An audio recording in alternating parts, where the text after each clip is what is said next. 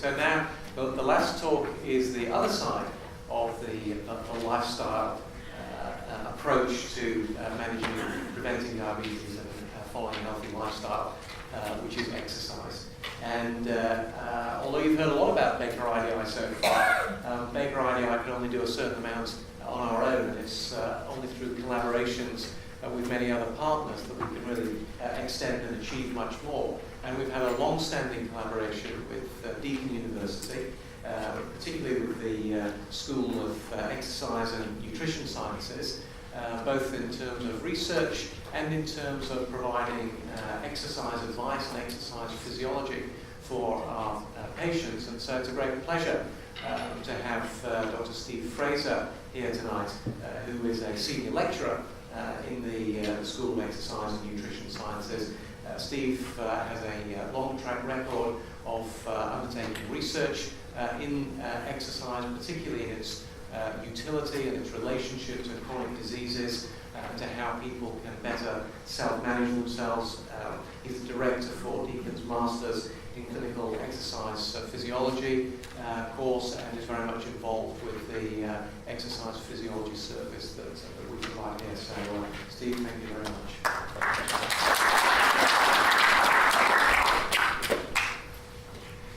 Good evening, everyone. You've all been sitting for 45 minutes or more, so I think it's time for us to stand up. Especially legs. All of you just adhered to one of the recommendations around reducing your sedentary time. We spend a lot of time being sedentary, and what we can always do is interrupt that sedentary time. Everyone's just watching TV, getting up during an ad break, doing something during that ad break rather than just sitting there watching something you don't want to buy. You have a seat if you like. You're welcome to stay standing if you like. There's room to back the room, those want to stand. Okay, so what we're going to do today, we'll talk to you a little bit about how you can prevent diabetes. We've heard some of the earlier talks talking about some of the ways in which we can reduce the chance of developing diabetes. And if you do develop diabetes, how does it help us? How do we engage with exercise, and how can we reduce the likelihood of progressing or suffering the side effects of the condition?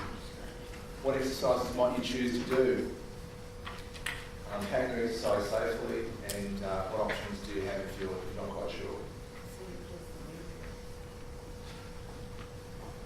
So now you mentioned some of these things. When you exercise, when you try to reduce the chance of developing diabetes, things that you're always recommended by your GP or a specialist is to monitor your blood pressure, lower your cholesterol, quit smoking, eat healthily, as we've heard from Marissa. But importantly, try and engage in some activity and control your body weight. So all of you have heard of the term BMI.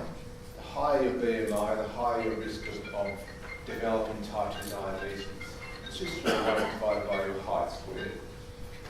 And try to be active. If you're active, the following recommendations, the physical activity guidelines, 30 minutes a day, and accumulate that over, say, 5 days a week, that reduces your risk of developing diabetes by over 50%. So there's lots of things you can do, and how do you actually go back to it? We do some research with Baker IDI, and as Jonathan mentioned, we try to look at ways in which we can improve the health of individuals. And for this study, we looked at some morbidly obese women. We looked at BMI above 35, or often medium or BMI above 40.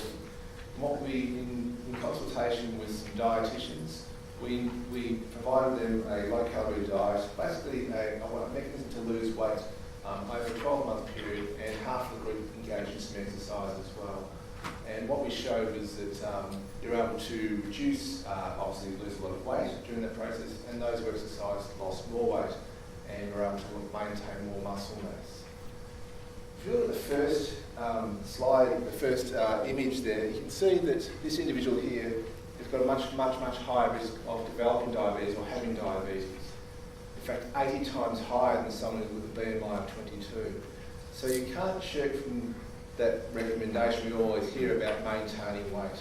Where you carry the weight's important too. If you carry body fat around your midriff, where we have lots of visceral fat, the fat surrounding our organs, that also increases your risk of developing diabetes. So carrying excess weight's an issue, and where you carry it's also an issue. Women who heard before that males have a high risk of developing diabetes, and part of it's related to where they carry their excess body fat. Even if you lose a small amount of weight, 5% of your body weight, you can significantly reduce your risk of developing diabetes. You don't actually have to lose weight. If you engage in exercise, you can also reduce your risk of developing diabetes. So they often go hand in hand. Most people who think about exercise, they think about losing weight.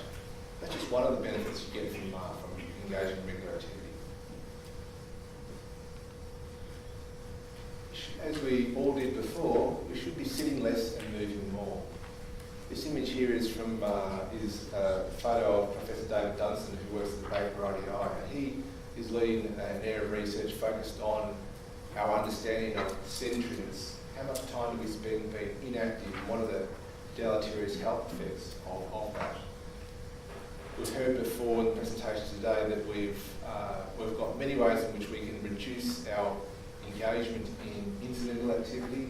We don't have to take stairs, we can take lifts, we can sit at a desk all day, we can go home and watch TV, we've got a remote control, we don't have to move to change the channel. All these things are reducing our likelihood of engaging in moving, which we used to do more often in years gone by. David's managed to overcome that by having a standing desk, and you'll see the number of the staff at Baker as well as out at Deakin University, we all have standing desks. You can stand up and move when you need to, and you can sit down when you actually need to sit down. So we need to move more. We're sedentary for a good proportion of the day. We hop in a car. Many of us who are working, we drive to work. We park as close as we can to our office. We take a short number of steps to our desk, sit down at our desk, and we only get up to grab a coffee or to go buy lunch and then back to our desk and drive home and then sit in front of the TV. So that's maybe what a lot of people do, or a portion of that is what we do. And that has been shown, even if we drop into the gym on the way home for half an hour, our risks of developing chronic diseases like cancer, diabetes are all increased if we have prolonged periods of inactivity. So we need to interrupt those periods of inactivity by moving. And suggestion, and we've done some research with Baker around maybe getting up every 20 minutes, every half an hour, just moving for a couple of minutes, walking down to the photocopy at the other end of the hall or other end of the house, going to grab a cup of tea and coming back. Just interrupting that sedentary time is important. Even if you actually get that 30 minutes walking or you go to the gym, it's important to interrupt that sedentary time. To take breaks, we sit at home watching TV at least every hour, preferably more often than that. But I know a lot of you are engrossed in that film that you're watching. It's 2 hours, you're not going to move until it's finished, and you find it a lot. We can prevent diabetes by engaging in more physical activity. This slide here shows a study where they looked at people who were pre-diabetic, they had insulin resistance, and they followed them up over a 10-year period, and they allocated one of the groups placebo, that is control group, another group they gave a diabetic medication, metformin, which many of you will be familiar with, and another group they gave them a reasonably intensive lifestyle, exercise, diet intervention. And you can see here that the lifestyle intervention, there was a reduced number of individuals developing diabetes, percentage of people getting diabetes over this is the first 4 years, in the lifestyle group compared to the recommended anti-diabetic medication compared to placebo. So exercise is medicine. You can actually prevent the development of chronic disease, in this case diabetes, by maintaining weight and engaging in physical activity.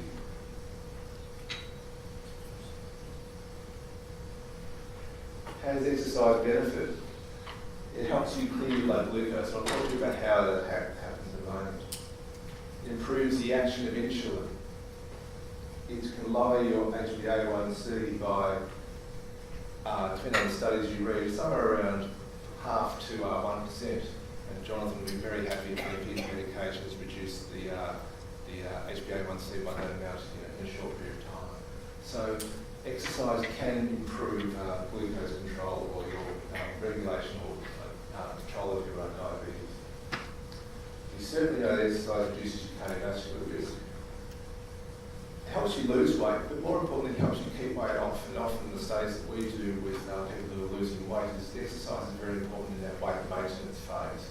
We can lose weight through diet, through pharmacotherapy, through exercise. But keeping weight off, it's much more important to maintain some sort of exercise. Otherwise, many people just rebound back to the weight they lost.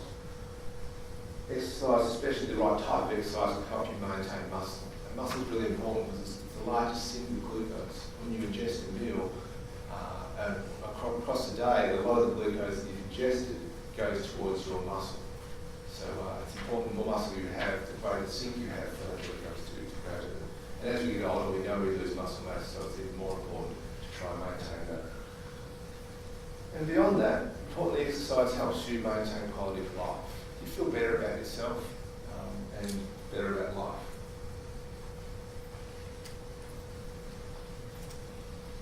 Maggie mentioned the complications of diabetes. We know that if we can control our blood glucose better, and if we engage in regular physical activity, we can reduce the progression towards these complications. We can better control the diabetes and reduce these complications, or at least how fast they might develop. If you're engaged in more physical activity, we know that you'll reduce your cardiovascular risk of stroke, improves blood flow and circulation, nerves. Exercise, as you all know, is a pill. If given the right dose, right frequency, can give you health benefits. It's just understanding what you should do and when, and what you're trying to achieve. You can prescribe exercise quite differently to improve your blood glucose control. It might have different focus if you're trying to exercise to maintain your bone mineral density. There's different recommendations for different outcomes, and there's some general recommendations. And obviously, the most important one is to move forward. I mentioned before that exercise can help you with your blood glucose. We heard in the earlier presentation that you need insulin to get glucose into the cell. That's true. After most of you had your lunch today, insulin would get released and help you clear that glucose into cells. You could also have no insulin available. For those who are type 1 diabetics, that will be the case unless they actually inject insulin. You can actually engage in exercise. Whenever we exercise, we need more fuel, as we heard before. Exercise enables you to actually take glucose into the cells independent of insulin. So during exercise and after exercise, your body is much more receptive to clearing glucose. So exercise in this regard can be treated as a form of an insulin sensitizer. It's a way of actually clearing glucose. You can't exercise after every meal, obviously. You need to adhere to medications and hopefully have some insulin release. But you can actually improve the clearance of glucose. And importantly, if you do regular exercise, it improves the action of insulin. So you get a double benefit. You get a benefit during exercise and afterwards, helping clear glucose. And you get a benefit that the insulin that normally gets released after a meal exerts its effect a lot better. So we get a double benefit. So getting the glucose into the cell can actually happen without insulin, and that benefit is during and after exercise. As I mentioned to you, exercise improves your insulin sensitivity. So don't worry about the graph in white during exercise. Just the take-home message is that exercise, if you do regular exercise, you can be more insulin sensitive if you maintain your exercise frequency at least every couple of days. And that's the recommendation, is that exercise being medicine, in this case for diabetes, you need to exercise every couple of days. Otherwise the benefits of the last bout of exercise wears off. Just like you've taken a pill, that pill doesn't last the week. You need to take it each day.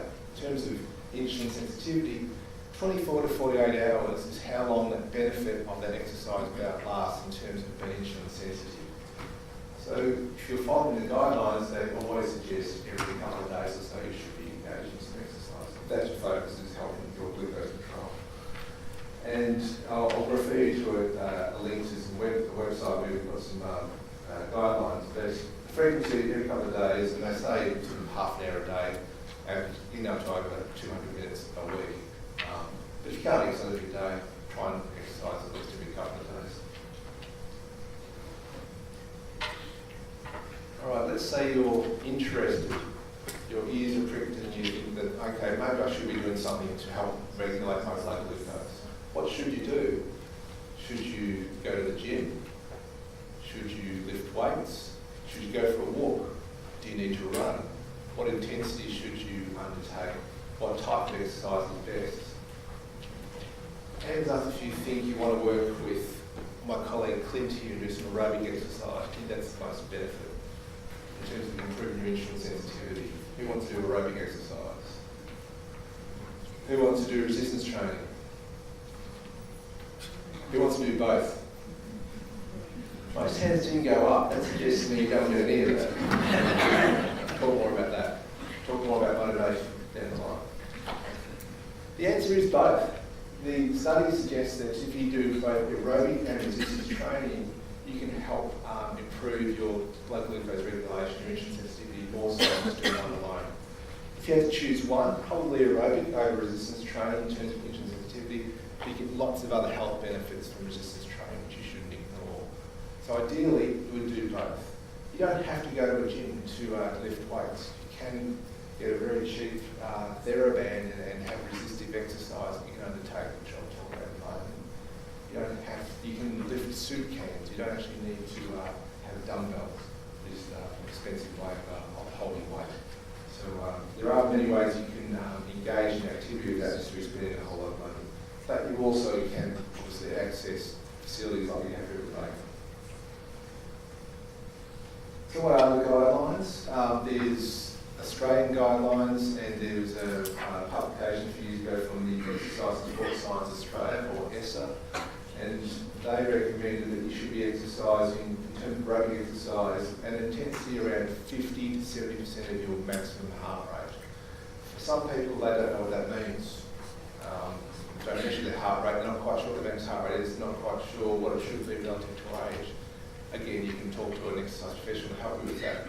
Or if you're exercising, just go by the way you feel. If it's feeling like you're getting a bit huffy and puffy, you're exercising, it's getting a bit hard to hold a conversation, you're probably working at the right intensity. If you can't hold a conversation and you can't speak at all, then you're probably working too hard, and if you can easily hold a conversation, then maybe you're not working hard enough. So somewhere around that sort of intensity is probably right. If you go for a brisk walk, for a lot of individuals, especially the older individuals in the audience, that's going to be an intensity that would probably be put in that zone to give you a training benefit.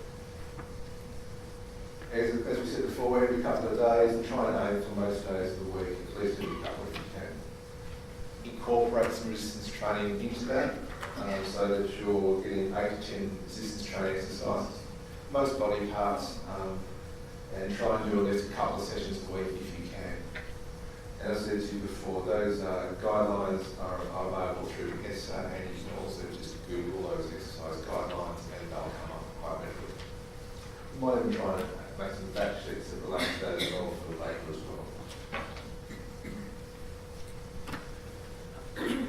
Okay, let's say you're somewhat interested now. You're thinking that you might do some of both the aerobic and resistance training. How do you make sure you're doing it safely? Some people are quite concerned. We know that if you've got diabetes or pre-diabetes, you're going to increase risk of heart attack and stroke. Exercise might bring that on. So it's probably a good idea to have that checked by your specialist or your GP to make sure that they can give you a recommendation that you should engage in exercise. That's probably more so for something that's more higher intensity or something at a gym situation. If you just want to go for a walk, there's nothing stopping you. You're more than welcome to do that. Aim to exercise after a meal, ideally, if you've got more of a challenge with your regulation of blood glucose. That's not a hard fact that you have to follow, but it's a good recommendation to try and exercise after a meal and a long time to do at the meal. We be careful when you're exercising with your neuropathy. If you've got diabetes, you don't feel the sensation, you don't feel the ulcers, etc. Make sure you've got good footwear, good shoes, good socks, and check your treat regularly. Make sure you have good fluid intake. Probably most importantly, monitor your blood glucose. Exercise changes the homeostasis, or changes the what's normal. So you don't know how you respond to an exercise bout in terms of your blood glucose, especially if you're on medication which can rapidly lower your blood glucose, like insulin. You should monitor your blood glucose before, during, and after the exercise bout. And in the Baker gym, and also at our Deakin clinic, we always get our clients to measure their blood glucose before, during, and after exercise to see if they are able to certainly to understand how they respond to exercise, and they can either adjust their medication dose or have some carbohydrate on hand if their glucose is getting low. Generally speaking, exercise is safe. Exercise helps you regulate your blood glucose, and as long as you know your response, it should be okay. If you're not sure and you're a bit worried, certainly there are professionals who can help you.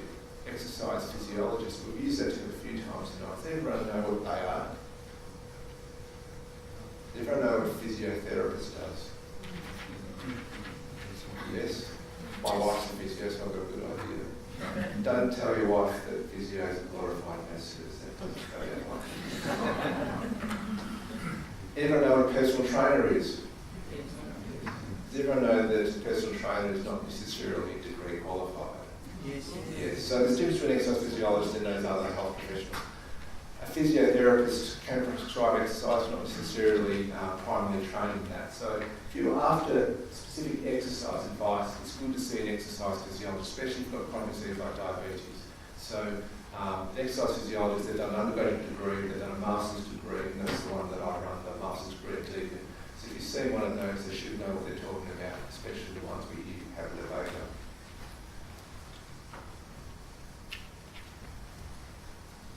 Now, I can see a lot of hands falling when I ask questions what kind of exercise might you engage with.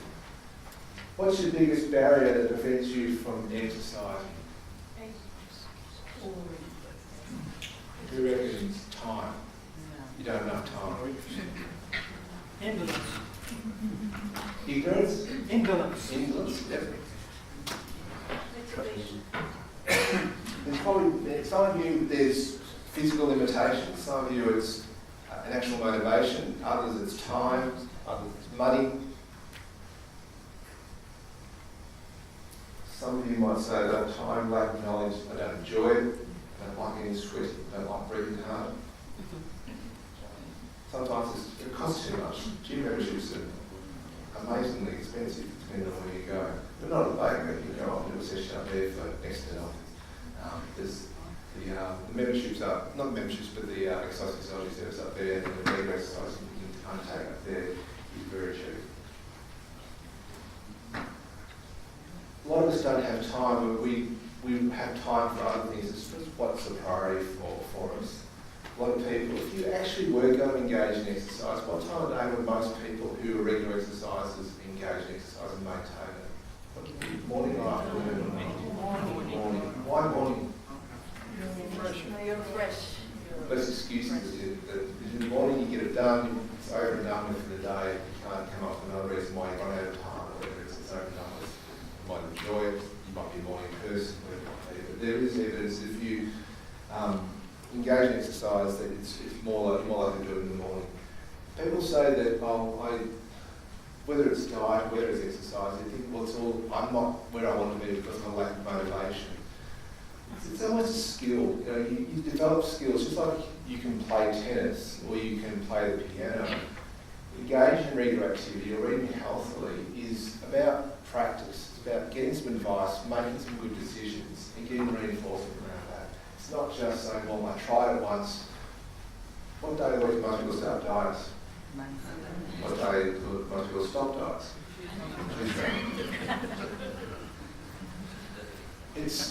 It's too hard. You deny yourself something you like. Those are sort of things up on the screen, and I think some of the bad things I have often as well. It's you denying yourself something you see pleasurable. and for exercise, you're challenging yourself to do something you might see unpleasurable. So it's a difficult one to overcome, but there are people who can help you overcome that.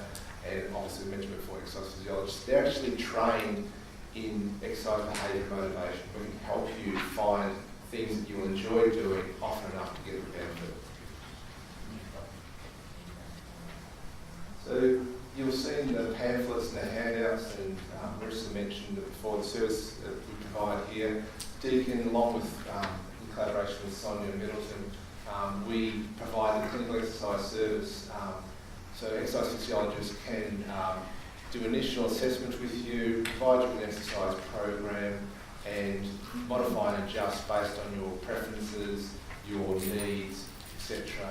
And all at a very, very low price compared to what you might pay elsewhere. So I strongly encourage you, if you're thinking about exercise, that would be a great way to engage with it. But let's get started. What we do as exercise physiologists, we like to become redundant. We don't necessarily want you to see us all the time like a personal trainer. We want you to become very knowledgeable about what you do, educate you about what you're doing, making sure you're doing the right things correctly, and become independent so you can do more of that and self-manage. That's the idea. There's lots of other things you do to monitor and check things, and the Baker have an app which you can all download that tells you when to stand up and move around. So if you don't think you can fit in a prop, the app can tell you it's time to move. So you can check that one out, rise and recharge. You can have lots of wearable devices now. There's an explosion of wearable devices available too that tell you your heart rate, how many steps you've made, whether you go up and down stairs, etc., etc. They're all available to you, and these days are relatively low cost. There's lots of apps you can have on your devices. There's things like MyFitnessPal, which you can enter in your activity for the day, or it can link in with your devices and measure your movement. You can also record your calories and record your food intake, whether you're soft, high, or low, etc. At least give you a guide, not necessarily 100% accurate, but gives you some sort of indication anyway. Sometimes knowing something's half the battle. Plenty of reasons to exercise. There's 50. You could probably think of a few more. Exercise certainly is medicine, and in regard to diabetes, it gives you a whole host of benefits. It helps regulate your blood glucose, reduces the likelihood of progression towards those comorbid conditions. And if you're not sure, you can get guidance on how to go about that. So I think that's my time up. So thank you.